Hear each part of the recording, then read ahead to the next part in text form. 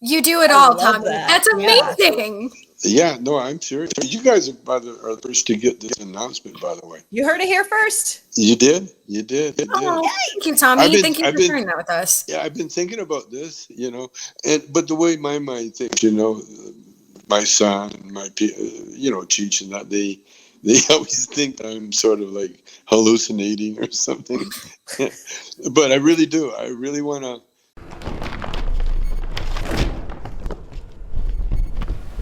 We are so beyond thrilled of tonight's guest. We have an incomparable guest on tonight. This is like we're just beyond thrilled. So let's get started. He is an actor, writer, director, musician, comedian, half of Cheech and Chong, and of course, America's sweetheart of cannabis. It is Tommy Chong.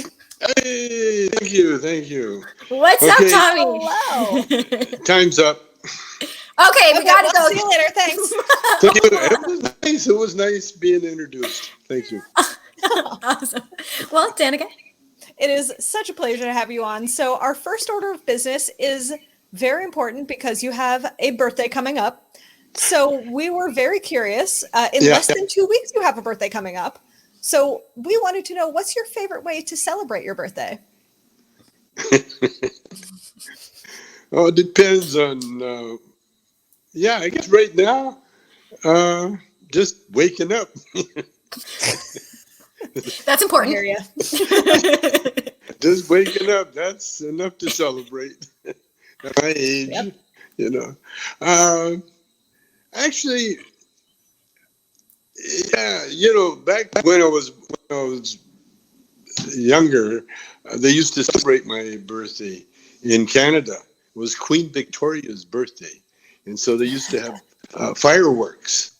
In Chinatown, they used to have fireworks wars where they'd stand on either side of the street and throw fireworks at each other. Whoa. And I used to fantasize that it was all for me. It is. Thank you. It is. I love that. Well, speaking of Canada, and I know you grew up in Calgary, and one of the most prolific wrestling families, the Hart family, actually came from Canada. And I know that you and Cheech actually had the opportunity to be guest host on Monday Night Raw. So I want to know, did you ever grow up watching wrestling? I sure did. I not only grew up watching wrestling, but I saw how it was. How they performed it, because back in the day in Calgary, there was no such thing as like a men's dressing room. They all used the same toilet back in the day, and so I would see the winner and loser come into the after the wrestling match with the red makeup on, with the ketchup and all the blood, so-called blood. Yeah. No, it was a huge. Well, that's what back in the 50s. That was the go-to entertainment. Still kind of is. And do you have a favorite wrestler? I had a bunch of them. Yukon Eric was my favorite. I don't know if you ever heard of him. Okay, sure. He was a big guy. I don't know if he was from the Yukon or not, but he looked like a biker. He looked like a Hell's Angel. And his claim to fame was that he had a missing ear. It was kicked off during a wrestling match. Ooh. When they used to wrestle for real. And it was kicked off. And he had one ear, and huge guy. Big, not too tall, but big, wide. And then I knew Doug Hepburn. He was from Vancouver, and so when he started wrestling, like Doug Hepburn's claim to fame was that he held the world record for I think the weight record, for clean and jerk. He could do. I think he broke the 500-pound mark. And so he was like he was strong as can be, but. Yeah, and then when I started bodybuilding in Vancouver, it was used to work out with the odd wrestlers and wrestling fans, all the bodybuilders. That's so cool. Yeah, our friend Mick Foley also lost an ear, so that must be a common thing. Just wrestling, losing body parts. You know. Well, it was a pretty. Uh, uh, well, no, wrestling really is probably the the toughest men in the world are wrestlers. You know, So because they can scary. they're like a bear. You know, Yeah, yeah. they can get on top of you and just kill you with their weight. You know. Very, the women too. It's crazy. Oh, the women wrestlers. Oh, I remember they were big in, in the 50s. I mean, very famous, and there was very few of them. I have the distinction of being one of the first guys to convince Joe Gold to have a what do you call it? Uh, what do you call it? Bisexual gym. Where you Oh, both sexes. yeah. Yeah, yeah. That's And, awesome. Thank you. Yeah. yeah, because back in the 50s, man, women were they were not treated very well. That's true. That's very true. Well, it's also on the same vein of, growing up in specific time period here. So you grew up in also such a rich musical era. So what were your musical inspirations growing up? Well, we had no choice. There was like one radio station in Calgary. No, one. Yeah, one. And whatever they played, that was it. Country music. And then I when I was a teenager, I started dancing the Lindy Hop, jive, and Yes. and then I ended up with one of the black girls. There's about 5 black families in Calgary, and the daughters of one of the families was also a dancer, and so we connected dancing wise. And then my brother played football with the football hero, another black guy from Edmonton, Mm.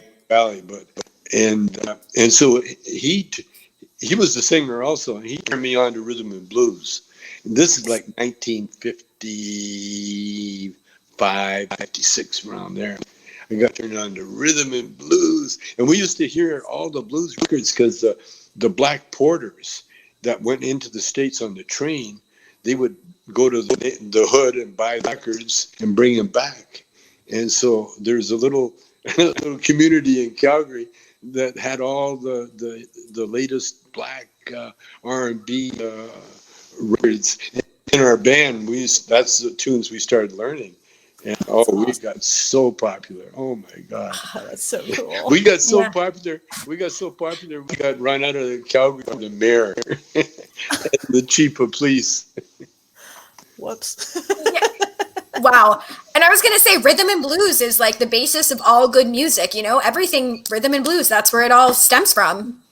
Yeah, basically, I mean, there's Irish folk songs, and there's Scottish jigs, and there's English ballads, and there's a big influence. But the blues came from Africa.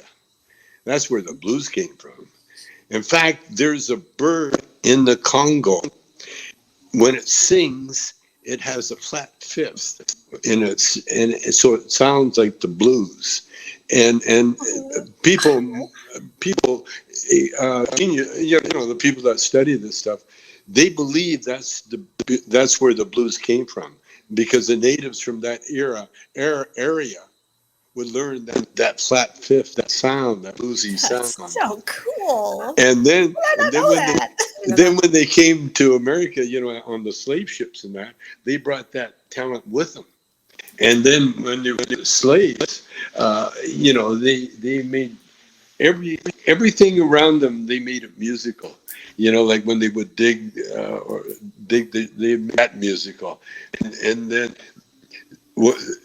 to make that old guitar sound that they had from Africa, because the banjo came from Africa, for instance, but that twangy sound, they would stretch a haywire from one nail to another nail on a barn or a house, and they wrap it, make it tight, and then they could hit it, strum it, and make a noise out of it.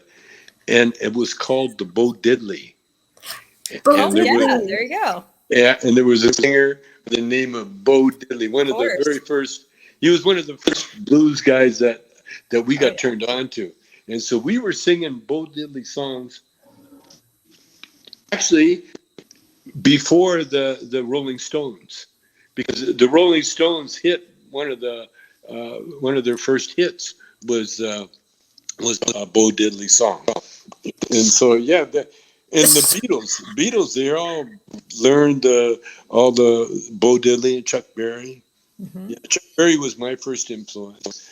When the first electric guitar I ever bought was to learn Chuck Berry songs. I love that. I love Chuck Berry so much. And this is just, gosh, I love like the way that you just like explain that. I've never heard that before, ever. I've never, known that much about the basis of rhythm and blues, but that was really cool. Thank you for that. Didn't expect to learn music history today. I know.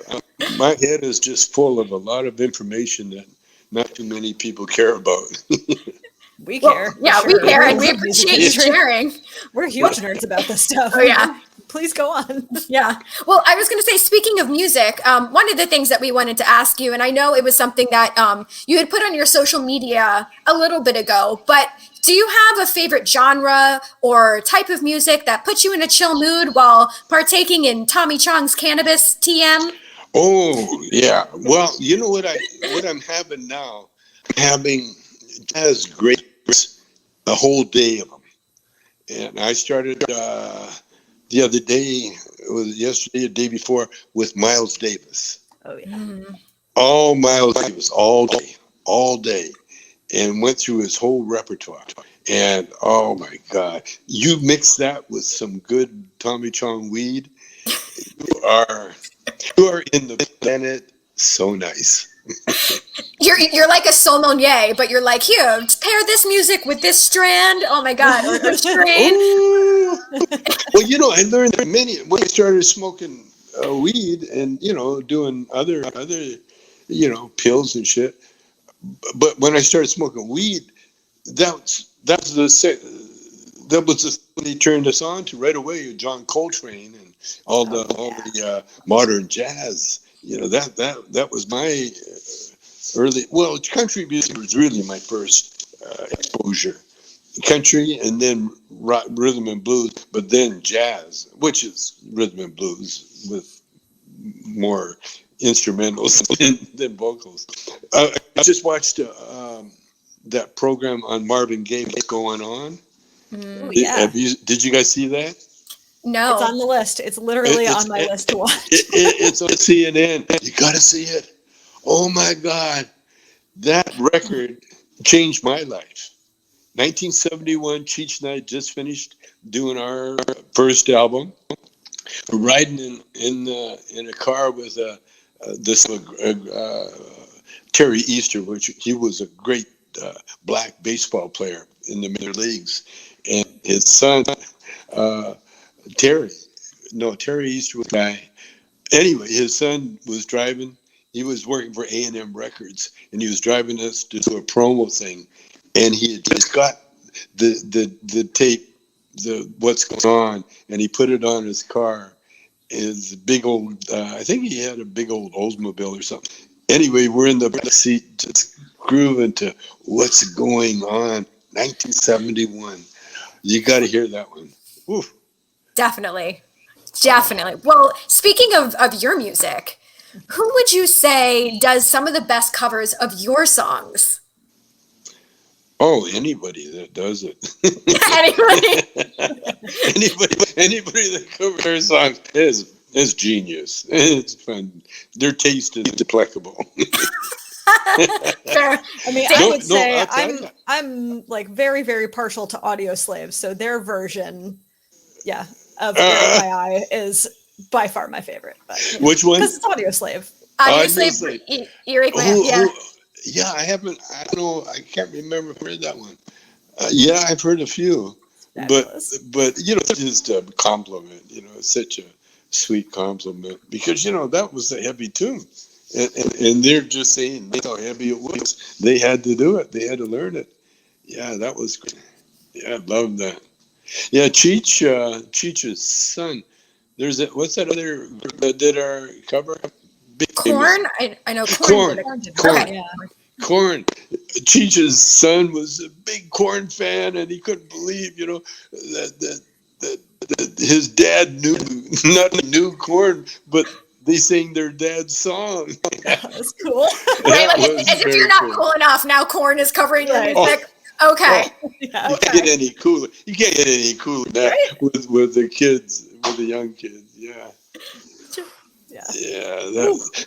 The guy that wrote it, Gay DeLorme, he passed away a few years ago, and but he not only he wrote music. I wrote the lyrics, and then but he wrote a couple other ones, like Me and My Old Lady, which I did in a movie, and then he wrote a classic country song that all the country bands do. 40 Below. It's 40 Below. Oh. It's 40 Below, and it's 40 Below, and I don't give a fuck. Got a heater in my truck, and I'm off to the rodeo. It's a greatest country song. And so when you mention that to any country band in the world, be it a bar band or the Willie Nelson's band, they all know that song. It's so good. Well, anyway, Gay was the one that really got us our comedy style, because Cheech and I both knew Gay. Gay, I had a improv club, acting club with Cheech and I and my other partner Dave and Maureen. We had a whole acting thing. Well, Gay Orm was the guitar player, supreme. He was the best, one of the best, if not the best guitarist I had ever heard, and I'd heard the best, including Jimmy. But Gay's sense of humor was as sharp as the guitar playing. He really would just entertain everybody. And he would do crazy things, for no reason other than just to get a laugh. Like he could play classical music, and so he gets in front of a classical music audience. It's like the Edmonton Symphony or something, highbrow classic and that. And he gets on the mic. He says, "My English not too good." Tonight I play a song I hope you like. and then he goes on to his humor was so crazy. When we changed the club from a strip club to an acting improv club, we didn't tell anybody. We didn't put any now changing over nothing. We just suddenly one night, it was like that guerrilla theater. One night, all these guys come and they thinking they're seeing naked ladies. They show up, and the first thing they first of all, they see Gay DeLorme on stage with this classical guitar. And he starts playing this beautiful classical song, like a flamenco kind of. Oh, it's just beautiful. And all of a sudden, this mime artist named Ian comes out of the wings doing the mime dance, making flowers and blowing it to the audience. And the audience has no idea what's going on. They're waiting to see naked ladies. Oh my God. And here comes the mime artist. And then after the mime artist, my other partner comes out. He's got a cowboy hat on and a scarf. And he comes out and he starts singing this stupid song. I dream of Jeannie. Anyway, Jeannie is my favorite wired hair terrier. And now the audience is not only, they're shocked. Now they're pissed off. What is going on? And just then, I kicked the door open and I got my shirt off. My hair is messed up. It looked like I just woke up. I got a rolled up newspaper, and I walk over to Dave, who's looking at me, and I start beating him on the head with the newspaper, saying, "What kind of fucking song is that?" His audience just falls apart. They were screaming, they're laughing so hard. Gator wrote every bit of that bit. That was his. Man. And then we went from there. I mean, he kept us. Well, he keep us laughing like for a week, not a day or two, but a week. He had so many bits that he would do out of nowhere. Oh my God. And he even died. Even when he died, it was kind of funny, you know. Yeah, because he developed. Well, he went blind. Yeah. Now I know it's funny, but if you know the guy, it's funny, you know, because he drove a truck right up until the time where he really couldn't see to find the truck. Oh my God, Gator! I'm really gonna do a tribute to him. In fact, I'm gonna find this is already incredible. in Edmonton. No, I mean, and that's just part of it. He's got records out. If you want to check him out online or something, I think there's someone that's got his music. It's Gay Delorme, Delorme, Gay Delorme, Gaye. But oh my God! And so Cheech and I, you know, we were his audience. You know, we were sub. You know, he gave it to us all free, and then we paid him back. You know, he wrote that song. You know, "Earache My Eye," there, that "Mama Talking to Me," because he was at Cheech's house in Hollywood, and and Cheech was going up with Joni Mitchell at the time. And there's Joni's manager. I can't think of his name right now. Joni, Cheech, and I were sitting there, and Gay come out of the bedroom with a guitar, and he's playing. He goes, "Talking to me, trying to da da da da da da da." That's all he had. That was it. That was the basis. An idea for a song. That's all and that's all we needed. That's all I needed. Oh yeah. So I wrote the lyrics, and then Cheech sang it, and we're still doing it. What, 50 years later? Yeah. Still holds up. Obviously iconic. Yes. Oh my goodness. What a crazy story. Wow. Well, I'm going to shift gears here just a little bit because we want to promote you a little bit. So we just found out you that want to what me? Promote. I'm a little deaf here. Does it entail anything? Does it entail anything with substance abuse? I'm in. Whatever. Go ahead, Danica. All right, so we found out that there's your new line of pre-rolled joints is actually hitting the shelves at pot shops across Michigan this week. So obviously that's super exciting. So we want to know, how did this come to be, and what can you tell us about it? They're hitting in Michigan this week? Yes. I believe that's what the article said. Oh, yeah. Incredible. I got so many fans in Michigan. Oh my God. That's Motown. I started in Motown. Yes. Oh yeah. Cheech Chong. Yeah, that's one of the reasons we had to get up the road, was that too many of our fans were trippies. and I see how nuts they are, you know. So So Cheech says, enough of this. No, Michigan, man, they got some crazy people there, and what a great place to sell pre-rolls. Oh yeah. They're really gonna do well there. No, Michigan is crazy. Wow, I got deported out of Michigan about twice. To be honest, twice. We were in. We got deported to the Canadian place. I can't think of the name. Across the river Canada. from Detroit. Not. I'm not too good with my Canada. But anyway, Toronto? No, No, Quebec. no. No, those are all the places I know. British This Columbia is is on a the other good. side, so I can't help you. This is a good bit. That's a good bit. I like that. I was going to say Flint, because it's not Flint, Michigan. Oh God. No, I got really kind of whacked in between shows. I forgot I had to do this show, and so I make pipes as my hobby.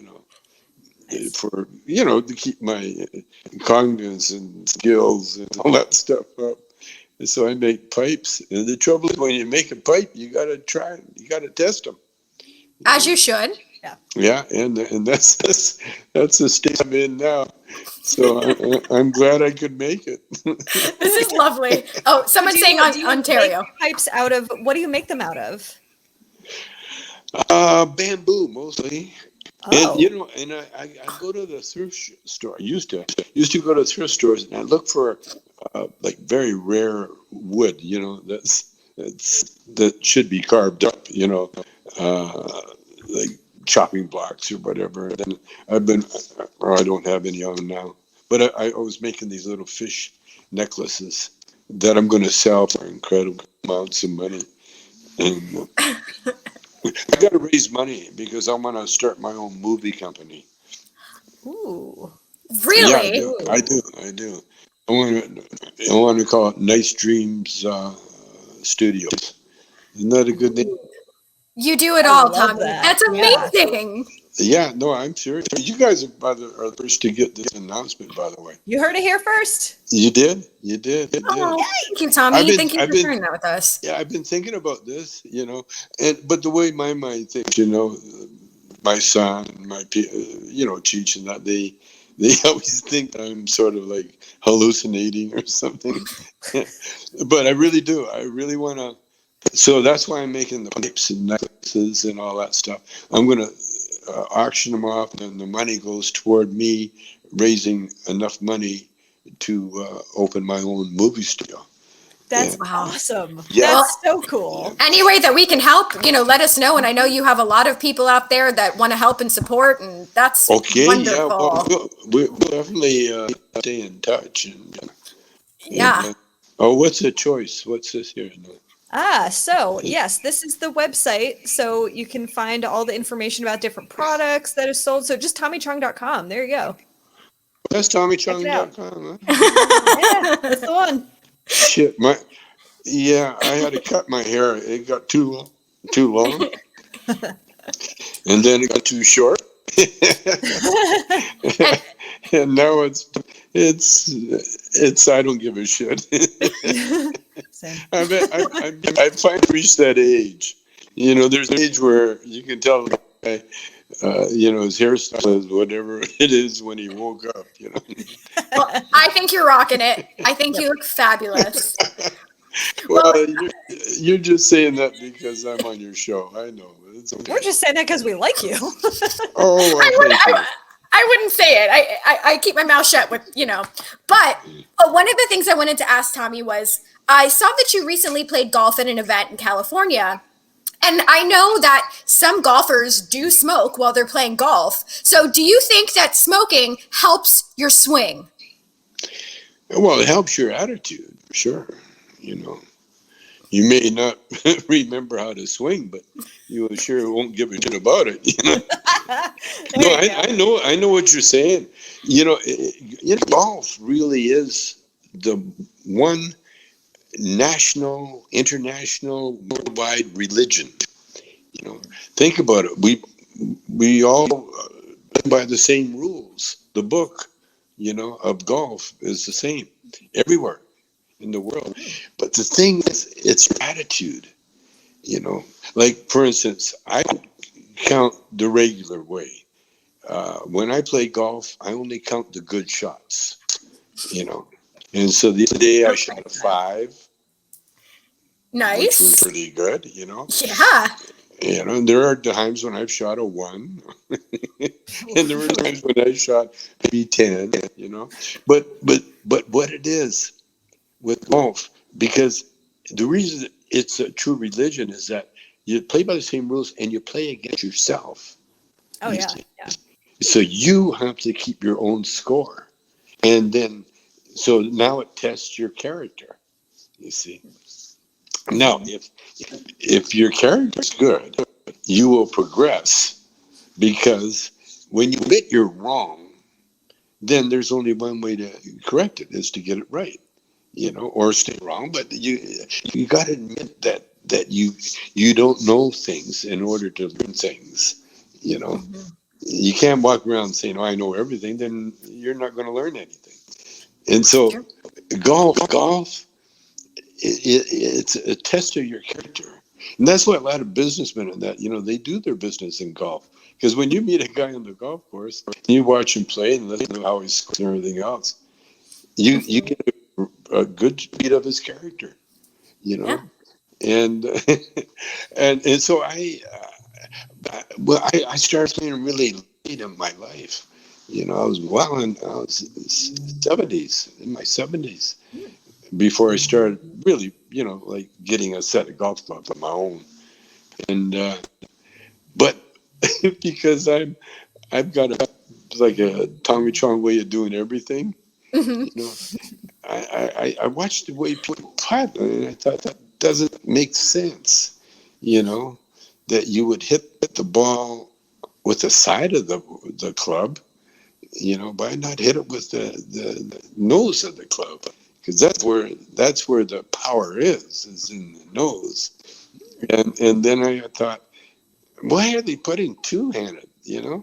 Wouldn't it be easier to put it one hand, like you're doing shoes, or one hand? Wouldn't that be better?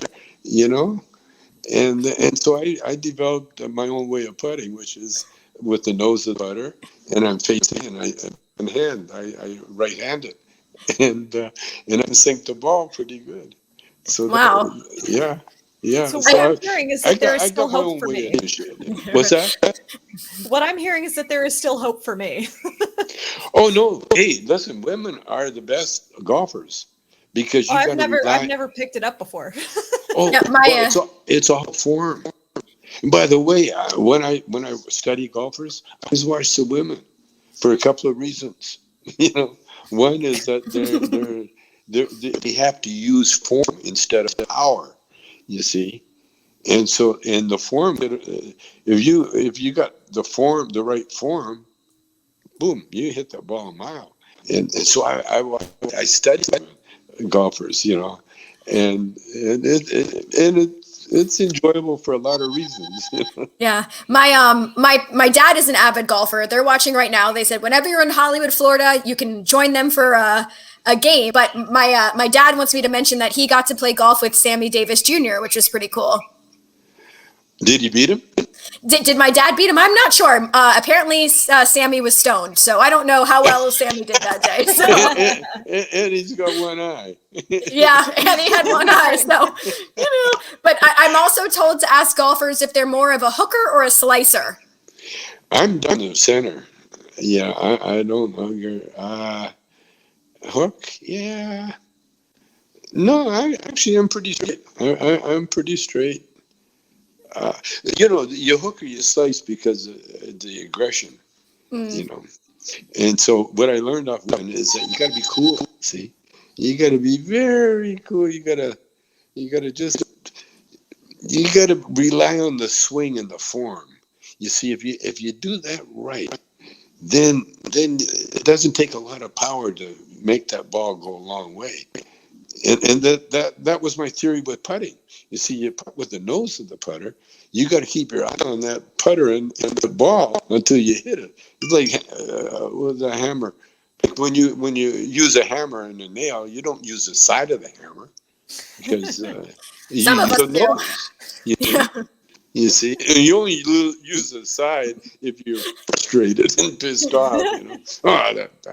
But yeah. So no, and my irons. I'm God. I got really good with the 5-iron the other day. Yeah, I hit it a couple of good, really nice. Those shots where everybody in the gang you're playing with, they all shut up. Hmm. And they quit talking. And then they say, nice drive, nice shot. Wow. You know, they're amazed. I can do that once or twice in a game, you know.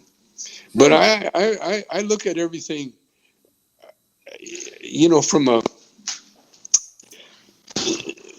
like concentrating on the game itself, you know, not there, you know, to see how I match up against someone else. You know, men always like to get competitive that way, you know. Right.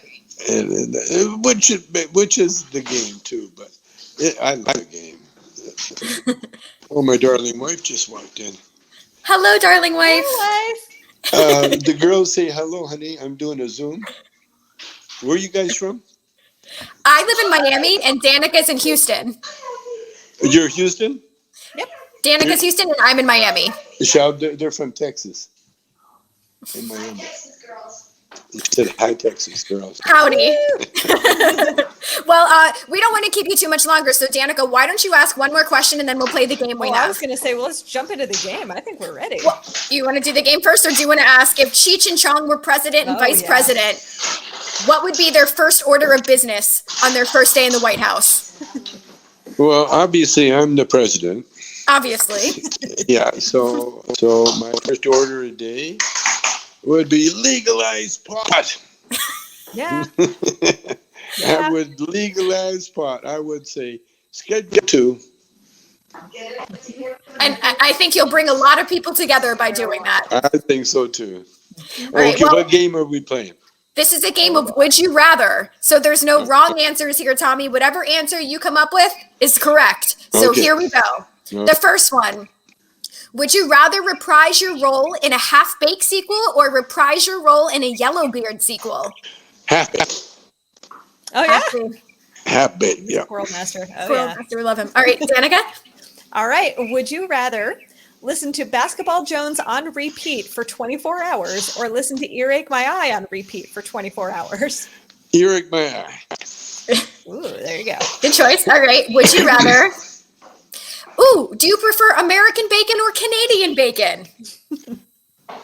Oh, American bacon. Yeah. Okay. Canadian bacon is gross. Okay, fair It's enough. just the non-fried version, I guess. Yeah. It's something. All right, next Okay. one. Yeah, All looks right. like Would you bologna. rather? It does look like.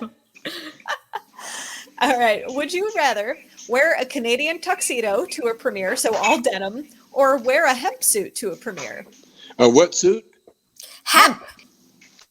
Oh, a hemp suit, for sure. Nice. All right. Yeah. It's way comfier too. Sounds like it. All right. Would you rather have John Lennon sing you happy birthday or BB King sing you happy birthday? Oh, John Lennon, by all means. He forget the lyrics, so, but it's still. He'd get through it. All right. Next one. All right. Would you rather have the ability to speak every language or have the ability to play every instrument? Wow, that's a good one. Wow, I would say speak every language. Yeah. I like that one too. Yeah. They're both good options, but okay. Okay. Would you rather be the first man to smoke on the moon or be the first man to sample weed from every country? Oh, every country. Sample weed. That'd be a smart choice. Yeah. All right. Let's see how many more. horizons. All right. Would you rather see a crossover of Cheech and Chong with Jay and Silent Bob or see a crossover with Wayne and Garth? Who's Wade and Garth? Oh, Silent Bob or Wade and Garth? Mm-hmm. Well, I'd Silent Bob. Yeah. Yeah. I could see that too. All right. And I think That this, makes a lot of sense too. yeah. And this might be our last one. Would you rather be a reverse merman or a reverse centaur?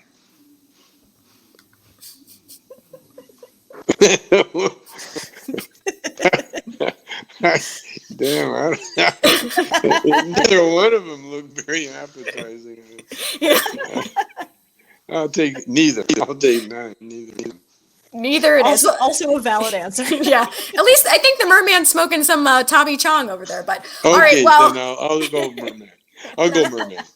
awesome. Well, we really appreciate you spending your time with us. This has been so lovely. Your stories have been wonderful. Thank you. Before we wrap this up, any final thoughts you want to leave us with? I don't have a final thought. You Okay. got them all. You got them all. Fabulous. Thank you. Well, Thank you. before we let you go, we're going to go over our upcoming guests really quick. So Okay. next week we have Jacob Young and Matt Novetsky. Next Thursday we have WWE Hall of Famer The Godfather. The following week, Lonnie Eagleton and Matt Riley. And the Thursday after, he's a legend in Detroit from Cream Magazine, Robert Duncan. But Tommy, we would love to do this again. You are wonderful. Hello, Tommy's wife. Hello. and we'll see you guys soon. Have a wonderful night. Bye-bye. Bye. Au revoir. All right.